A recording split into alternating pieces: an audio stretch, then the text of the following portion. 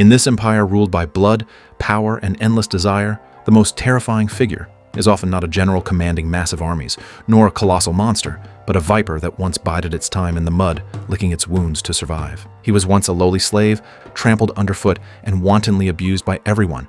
Yet now, he has transformed into the master of this massive gladiator ludus, training ground. To make the arrogant Roman nobles who once despised him bow to his will, he gambled the entire fate of his house on a woman, resulting in a dramatic power shift, karmic backlash, and a shocking conclusion.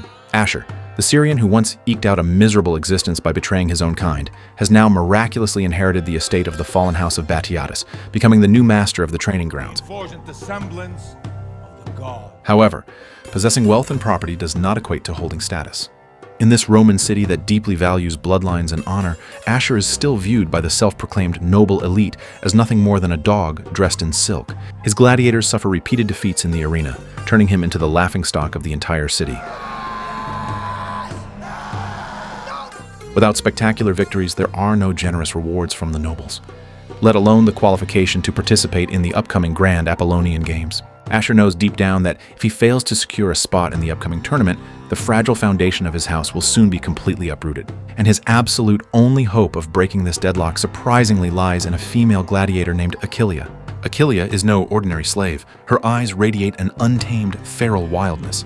The doctor is full of doubts about Ashur's decision, believing that having a woman fight for the house is an absolute desecration of the sacred gladiatorial tradition. But Ashur's will leaves no room for argument. He coldly issues a strict mandate to the doctor that Achilia is the very cornerstone of the house's rise, and anyone harboring disloyalty towards her will pay a devastating price.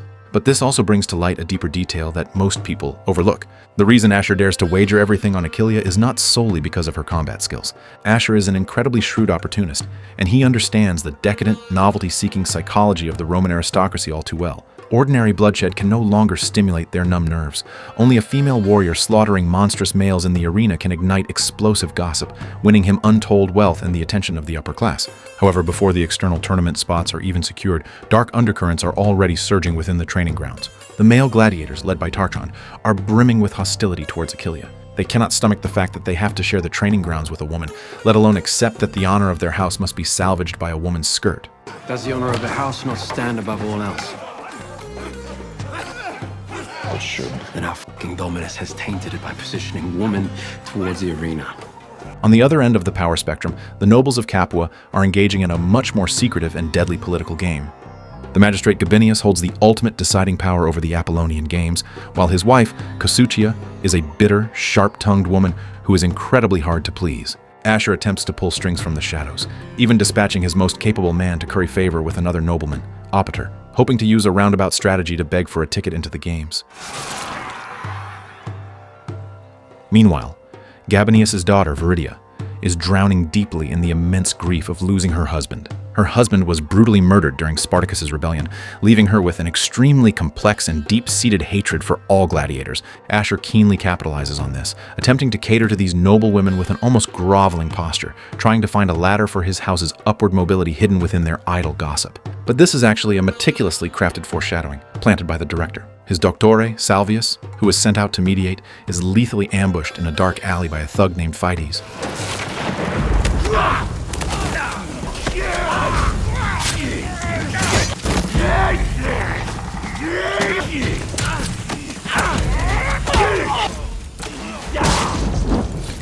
Fides is employed by Ashur's mortal enemy, Proculus, and his sole purpose is to entirely cripple the remaining fighting force of House Ashur. After a brutal, bloody struggle in the alleyway, Salvius barely escapes with his life, but he is critically wounded and carried back to the ludus on the brink of death. Looking at his gravely injured doctor, Ashur's already fragile plans are instantly pushed to the absolute brink.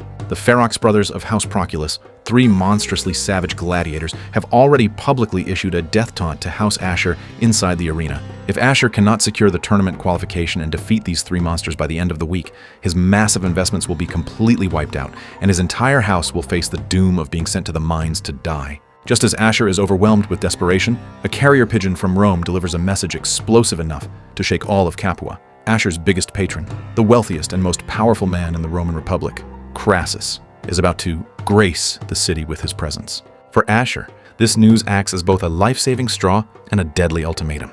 If he can prove his house's worth in front of Crassus, he will secure his foothold. But if he remains worthless, what awaits him is an abyss far more terrifying than death itself. To prepare for his master's arrival, Ashur nearly drives himself mad by overdrawing the very last coins in his house's vault to purchase top-tier Egyptian linens, the freshest oysters and fine wine, even risking a personal trip to the perilous markets to gather supplies. During this process, the gears of fate begin to spin wildly.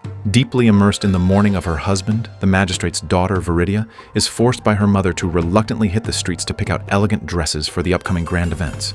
Meanwhile, Ashur is hustling through the exact same market, scrambling for the supplies needed to welcome Crassus. Neither of them could have predicted that a long premeditated bloody kidnapping is quietly unfolding right in the middle of the bustling marketplace.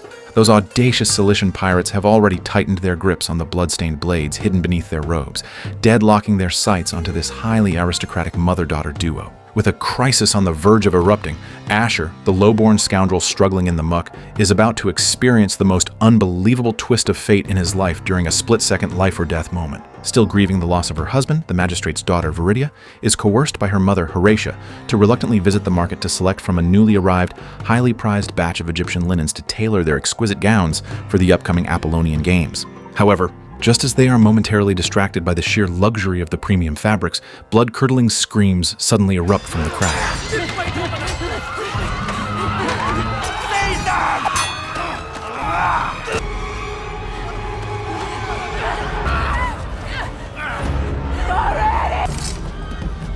Why you fall upon us? Right in the nick of time, just as Viridia is about to meet her maker, Ashur and his men charge into the fray, descending upon the encirclement like warriors sent from the heavens.